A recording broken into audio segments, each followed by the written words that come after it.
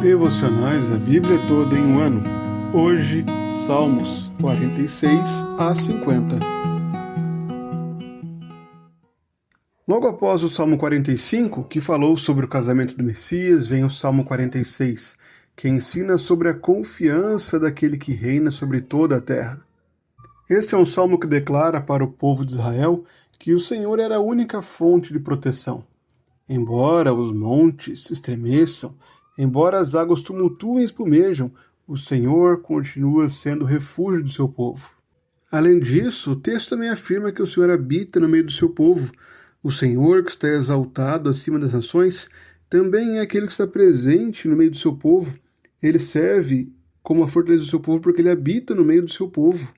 Por fim, o povo de Deus é chamado para contemplar a vitória, para contemplar o seu triunfo na batalha. Venham contemplar as obras do Senhor, que tem feito desolações na terra. Ele faz cessar as guerras até os confins do mundo, quebra o arco e despedaça a lança, queima os carros do fogo. A aplicação para nós, que era a mesma aplicação para os israelitas do passado, é anunciada no versículo 10. Aquietai-vos e sabei que eu sou Deus. Eu serei exaltado entre as nações, serei exaltado na terra. Essa palavra é segura e confiável, pois ela é cumprida em Cristo. Cristo é o Rei exaltado. É o Rei que é exaltado entre as nações e é exaltado na terra. Nós agora somos chamados para nos aquietarmos e descansarmos na soberania e no senhorio de Cristo. O Salmo 47 continua essa mesma linguagem. Agora o povo é convocado para louvar ao Senhor, pois ele submeteu todas as nações. O Salmo se inicia dizendo: batam palmas todos os povos, aclamem a Deus com voz de júbilo, pois o Senhor Altíssimo é tremendo, é o grande Rei de toda a terra. E então ele declara que o Senhor submeteu os povos e pôs as nações debaixo dos nossos pés. Em seguida, no verso 6, ele novamente convoca ao louvor, a louvarmos a Deus e louvarmos ao nosso Rei. E em seguida, no verso 8, ele reafirma que Deus reina sobre as nações. O Senhor submeteu os povos e agora governa sobre eles. Esse é o motivo do povo louvar ao Senhor. Esse salmo antecipa a vitória de Cristo. Cristo agora submeteu seus inimigos e agora reina sobre os povos. É Ele quem governa toda a história. Por isso somos chamados para louvarmos a Ele, para engrandecermos aquele que venceu os inimigos e agora governa com mão poderosa.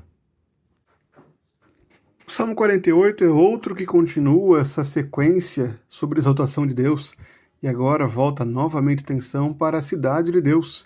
Grande é o Senhor e muito digno de ser louvado na cidade do nosso Deus, seu santo monte. O salmista agora destaca a beleza da cidade do Senhor, a beleza do local onde ele é adorado. E em seguida, dos versos 4 a 8, ele mostra que os inimigos atacaram essa cidade, que por mais que tenham tentado vencê-la, eles fugiram espantados, ficaram com medo e fugiram apressados. Por isso ele chama os adoradores para contemplarem isso, para notarem nessa cidade como Deus age em favor do seu povo, como Deus age para proteger o seu povo. O versículo 11 aplica a nós dizendo: alegre-se o monte Sião, exultem as filhas de Judá, por causa dos seus juízos. E o salmo se encerra com um convite para vistoriar Sião, para analisarmos as muralhas e contemplarmos como Deus é uma fortaleza para o seu povo. Sião era a cidade em que Deus habitava no meio do seu povo, onde Deus era adorado pelo seu povo. Da mesma forma, a igreja é o local onde Cristo habita com o seu povo. A igreja não como edifício, mas sim como a unidade dos crentes, como aqueles que se reúnem para adorar o Senhor. É ali que o seu Rei se faz presente, é ali que o seu Rei habita em glória, e por isso devemos nos alegrar nele, glorificarmos a Ele, pois Ele é o nosso Senhor, é Ele quem guarda, quem protege o seu povo. Os salmos anteriores estabeleceram o Senhor como Rei sobre todas as nações. Agora, o Salmo 49 convoca os povos para ouvirem a sabedoria do Senhor. O Salmo 49 expressa a pobreza do dinheiro, a incapacidade do dinheiro poder trazer redenção. Dessa forma, o salmista expressa nos versículos 7 e 9 que ninguém pode escapar à morte pagando em dinheiro. Uma pessoa rica pode viver bem e de uma forma tal que pode dar a impressão de que se destina a viver para sempre, mas não pode haver nenhum resgate pago a Deus por ela, pois tal resgate está além da capacidade de um homem realizar. A única resposta diante da morte é o Senhor. O versículo 15 declara: mas Deus remirá minha alma do poder da morte, pois ele me tomará para si. E o Salmo encerra trazendo a lembrança: o ser humano, revestido de honrarias, mas sem entendimento, é como os animais que perecem.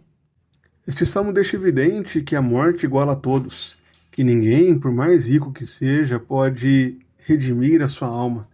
A única possibilidade de sermos salvos é por meio de Jesus Cristo. Aquilo que dinheiro nenhum do mundo pode fazer, aquilo que nenhum rico pode adquirir com sua riqueza, foi adquirido pelo sangue do Cordeiro de Deus, por aquele que se deu por nós e nos comprou para sermos o seu povo. Por isso, não nos iludamos. Não pensemos que o muito dinheiro traz satisfação. Não pensemos que o alvo da nossa vida é ficar ricos, pois o nosso destino, o nosso sentido de vida foi adquirido pelo Filho de Deus, por Jesus Cristo. O Salmo 50 continua. Agora, quem faz a convocação não é o salmista, mas sim o próprio Deus. O Senhor fala, o poderoso fala, e chama a terra desde o Oriente até o Ocidente. Na primeira parte do julgamento, o Senhor anuncia que ele não precisa de sacrifícios. Aquele povo que fez aliança com ele deve ser lembrado de que os rituais externos não são o foco, mas sim o que o Senhor deseja é que o seu povo apresente ações de graças, é que o Senhor se comprometa com sinceridade de coração e não apenas com ritualismo prático. Mas no meio desse povo também há os ímpios, aqueles que agem dessa forma, mas fazem isso apenas de forma hipócrita. O Senhor é duro com esses. De que lhe serve repetir os meus preceitos e ter nos lábios a minha aliança se você odeia a disciplina e rejeita as minhas palavras? E assim o Salmo se encerra com uma consideração. Considerem, pois, nisso vocês que se esquecem de Deus, para que eu não os despedace sem haver quem os livre. Somos lembrados por meio desse texto de que o único sacrifício agradável a Deus é o sacrifício de Cristo.